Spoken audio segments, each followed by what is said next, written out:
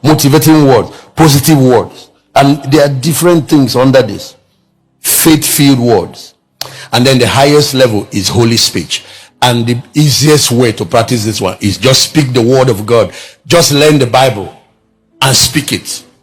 You can speak it over your life. It's the highest level. That's speaking like God. Holy speech is done. Anointed speech. That's what this level is. When you pray, when you worship, so you see, the highest speech is neutralized by the lowest type, which is negative speech. A person that indulges a lot in negative speech pollutes and neutralizes his holy speech and positive speech. When he speaks things that will create like God, there is no power. The power is sapped by indulging in negative energy. And I need to tell you this, the rabbis of Israel said, whenever, and I've read it, many scriptures in the Bible, whenever you speak evil about somebody, probably you think you are better than that person. There is a judgment that comes upon you. They take all your good merits, transfer it to the person, and take the person's sin, transfer it to you, and then judge you for that sin. This is a big warning, because I have ministers of the gospel that have been destroyed by this.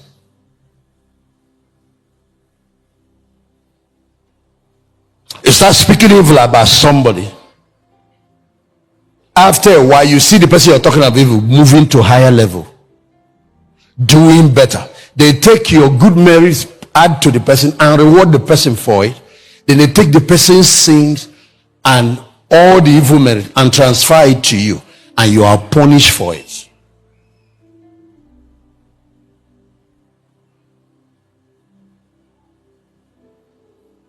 The Bible said that Michael, the archangel, when he meets Lucifer in battle, he will fight him, arrest him, kick him out. But one thing he is not allowed to do is to bring railing accusation. He can't slander him. He can't call him names. You do that, Michael too will fall. The holy angels are not even allowed to come and be slandering Satan. They are not allowed to do it. That's why there are certain believers that are not afraid to speak evil of authority, speak evil of dignitaries. He said those believers will be destroyed as brood beasts.